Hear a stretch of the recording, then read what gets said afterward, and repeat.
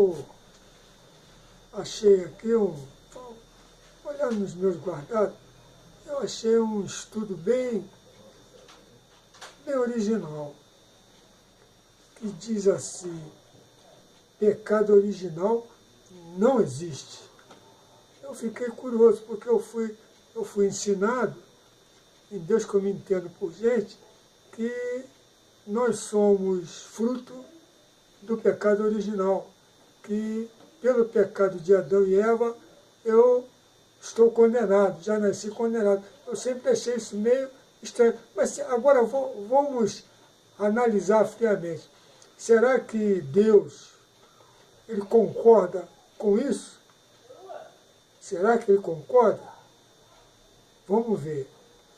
Aí diz assim: a crença nessa doutrina diz que Adão trouxe a morte e a passou para todos os seus descendentes. E todos nós já nascemos com uma culpa herdada. Essa doutrina pertence ao cristianismo paulino, fundado por Paulo de Tarso, e é atualmente seguido por quase a totalidade dos cristãos. Segundo ele, todos os seres humanos nascem não apenas com uma tendência ao pecado, mas também com a culpa de Adão e Eva. E por esta culpa todos os seres humanos morrem. 1 Coríntios 15, 22, 21, 22.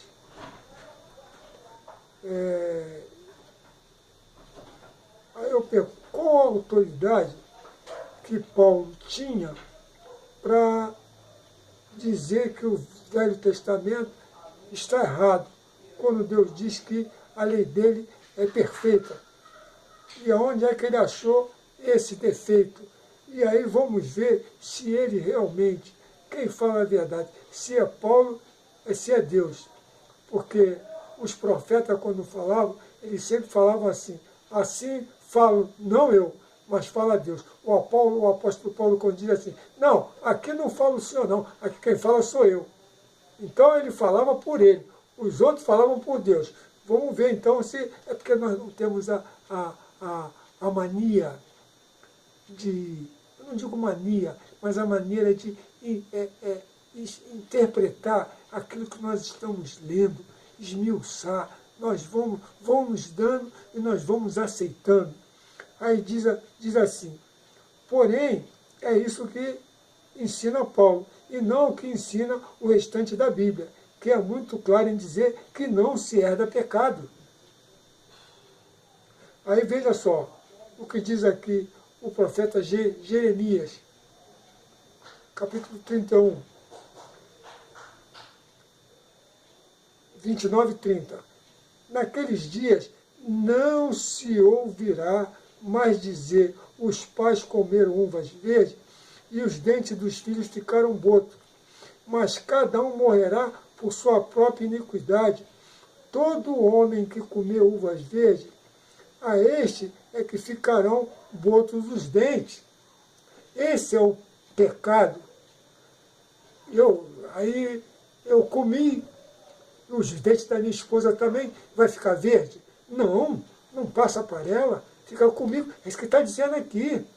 Aqueles que comerem uva verde, os seus dentes ficarão bons. Isso daqui está sendo uma analogia para nós entendermos que o pecado não é transferido. Não há transferência de pecado. Não se paga pelo pecado de ninguém. Isso daqui é um baque forte no cristianismo. Mas não foi Deus que criou o cristianismo. Quem criou o cristianismo foi Roma. O apóstolo Paulo, eles é que são os criadores do cristianismo. Então, Ezequiel ainda é mais completo, detalhado, e não deixa dúvida. Aí ele diz assim: olha o que Ezequiel diz.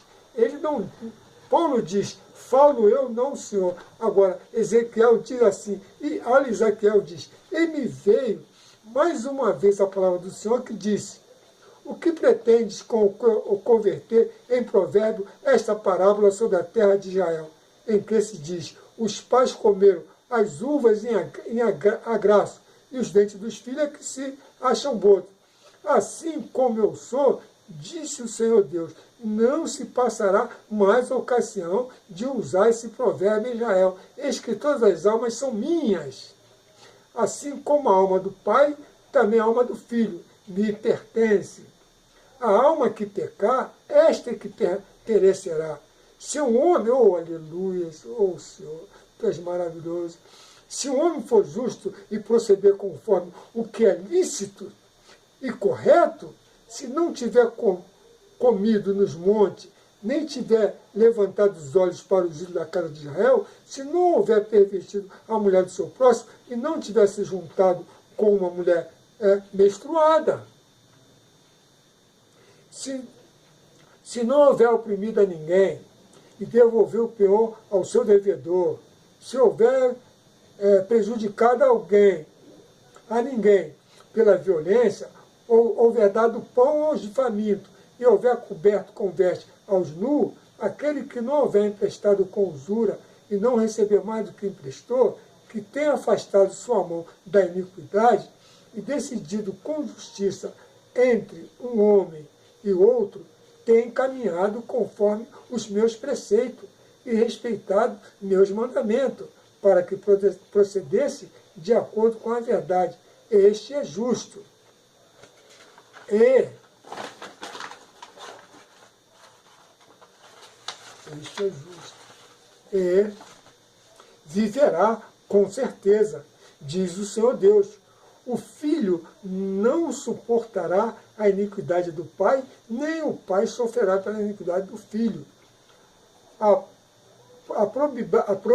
probidade do justo recairá sobre ele, e a impiedade do ímpio recairá sobre este. Mas se o ímpio renunciar a todos os pecados que houver cometido, e guardar os meus preceitos, e fizer aquilo que é lícito e correto, certamente viverá e não perecerá. Provérbio de Ezequiel 28, do 19 e do 20 e 21. Essas foram as palavras de Deus. É verdade que não se herda pecado. Aí, gente, nós já sabíamos, não é? É uma questão de justiça, que cada um pague e seja culpado exclusivamente pelo que cometeu, de ilícito. Isso, por si já refutaria a crença numa sucessão eterna de herdeiros de um pecado. Pronto. Adão foi expulso do paraíso porque pecou, porque trouxe a morte. A resposta positiva de alguns cristãos aqui pode ser imediata, porém, mais uma vez, não é o que ensina as Escrituras. Segundo o cristianismo, Adão teria comido a árvore da sabedoria, o que lhe teria dado discernimento do bem e do mal. Então Deus o expulsou junto com sua esposa. Então, eu pergunto, por que foram expulsos? Adão, por ter comido da árvore do conhecimento, teria trazido a morte ao mundo, pois era imortal, e por que pecou? Perdeu a imortalidade? Então eu pergunto, Adão era imortal?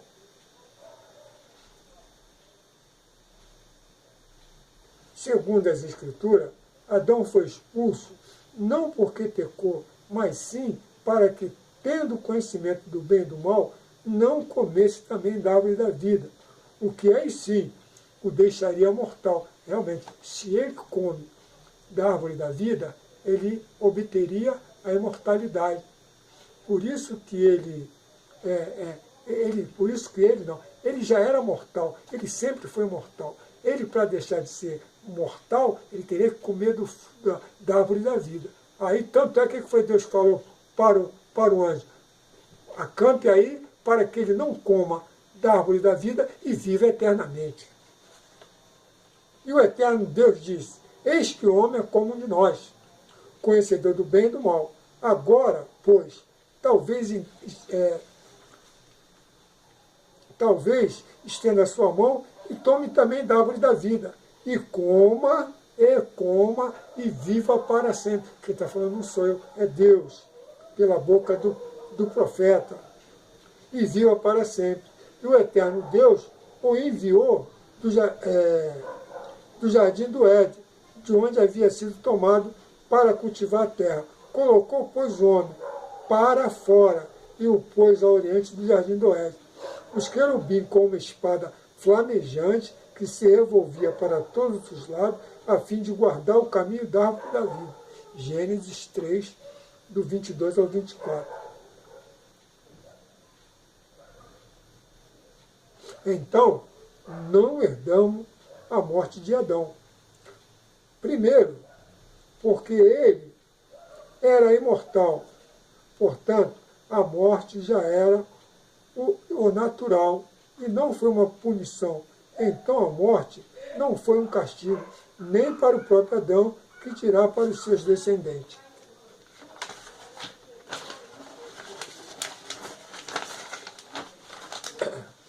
Segundo, mesmo que Adão tivesse cometido algum pecado imperdoável, esse não poderia nos ser transmitido, já que vai de encontro à justiça de Deus e contra o que está registrado dos profetas Jeremias e Ezequiel, de que cada um é responsável pelo seu próprio pecado e não se pode herdar o pecado dos pais. Segundo mesmo que Adão tivesse cometido algum pecado imperdoável, esse não poderia nos ser transmitido, já que vai de encontro à justiça de Deus e contra o que está e a favor também do que está escrito pelos profetas. Acabou. Os cristãos com isso se contentam.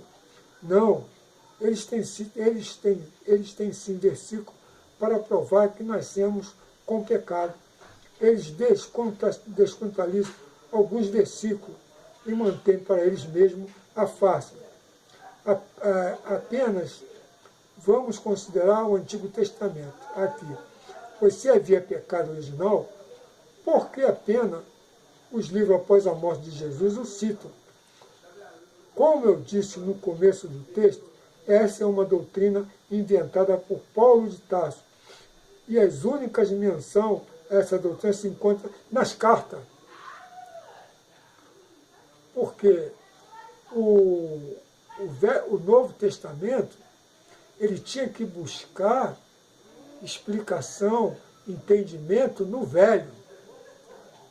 Ele quer se abalizar, ter autoridade sobre a autoridade do Velho Testamento, que é a palavra de Deus, e o Novo Testamento é a palavra de Paulo. E todos caímos em acreditar que ele é o teologista supremo. Mas ele não é. Ele desmente Deus, desmente as Escrituras, desmente Jesus. Quer dizer, ele fez a religião dele. Ele ainda mesmo diz, segundo o meu evangelho. Nós nunca nos ligamos nesses pequenos detalhes. O evangelho, a palavra é de Deus, não é de Paulo.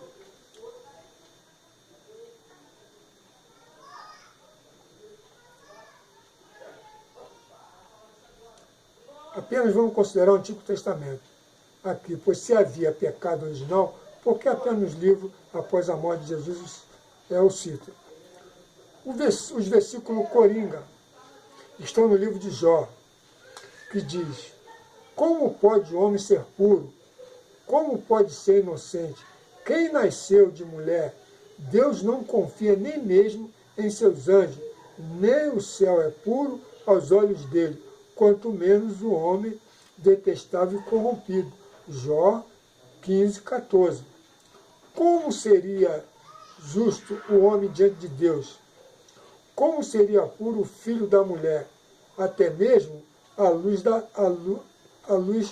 não brilha, e as estrelas não são puras a seus olhos, quanto menos o homem, esse verme, e o filho do homem, esse vermezinho. Jó capítulo 25, verso 4. Aí ele coloca que há duas formas de responder isso. É dito que o homem é corrompido, portanto, em algum momento foi corrompido. A pessoa que aqui fala está mentindo. Isso mesmo.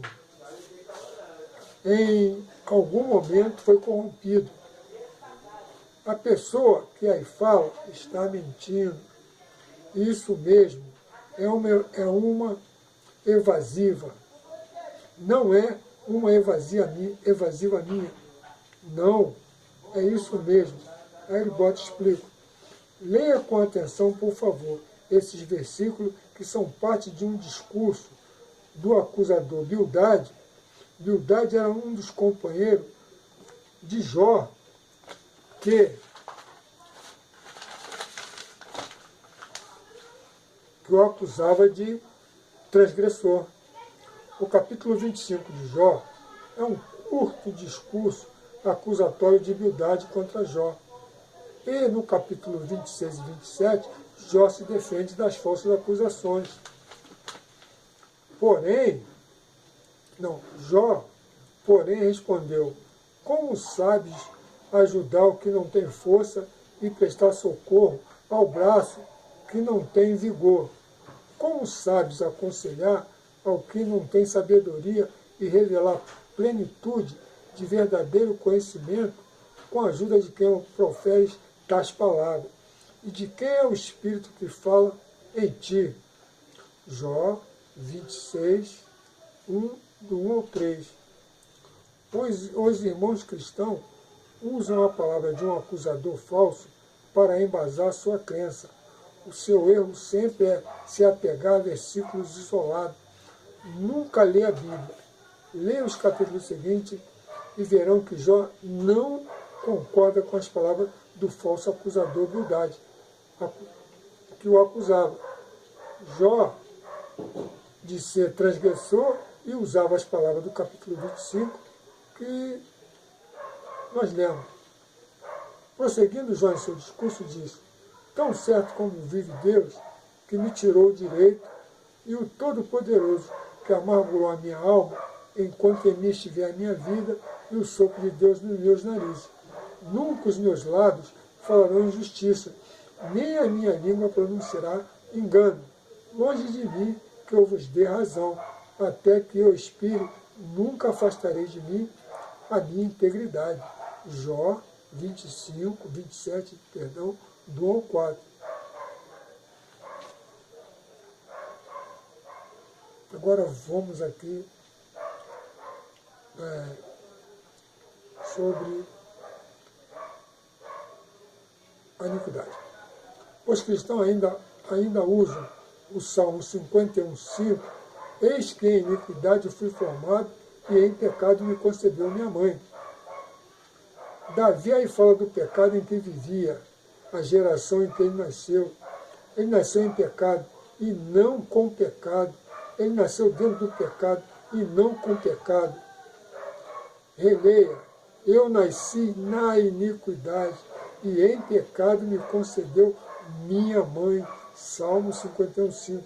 Eram todos pecadores, a sua vida é isso, a sua volta é isso que o versículo diz. Mostram também Salmo 58,3. Desviam-se os ímpios desde a sua concepção, nascem e já se desencaminham, proferindo mentiras.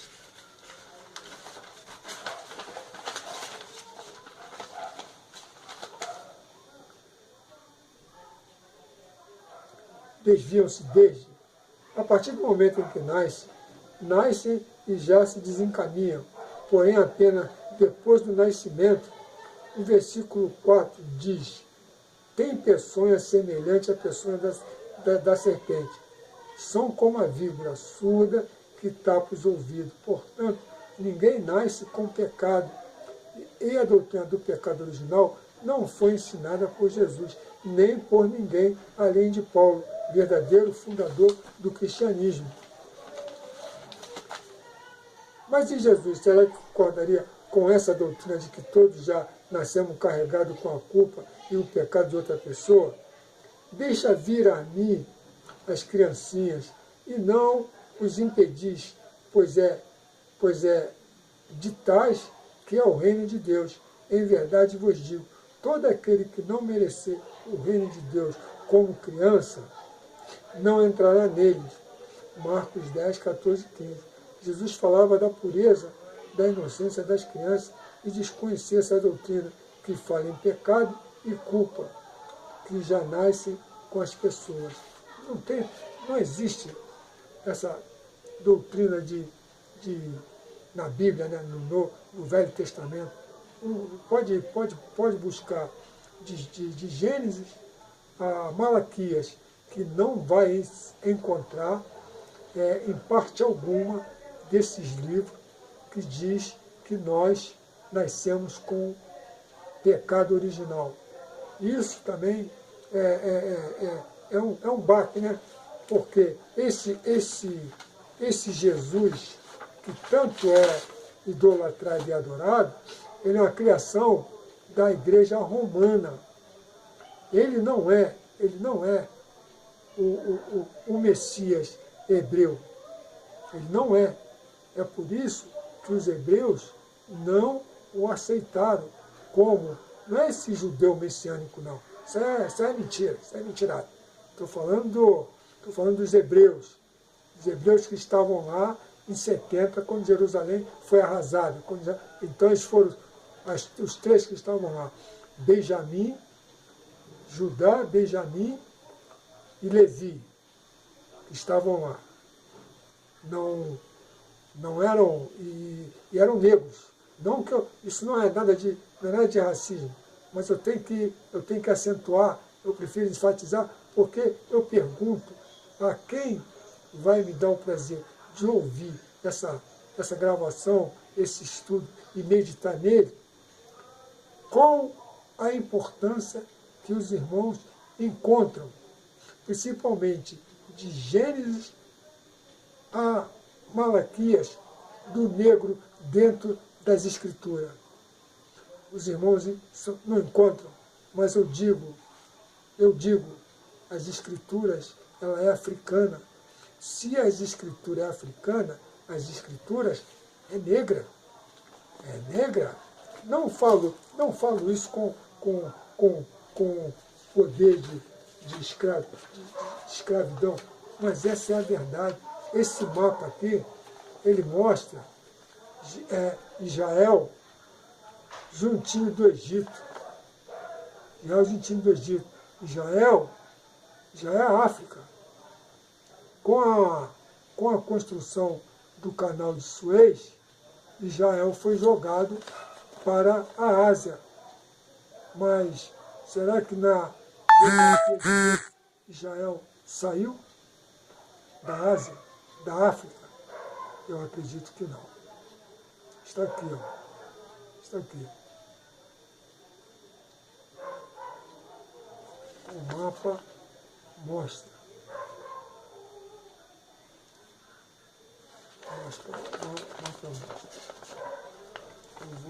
Eu vou. Porque está bem aqui embaixo.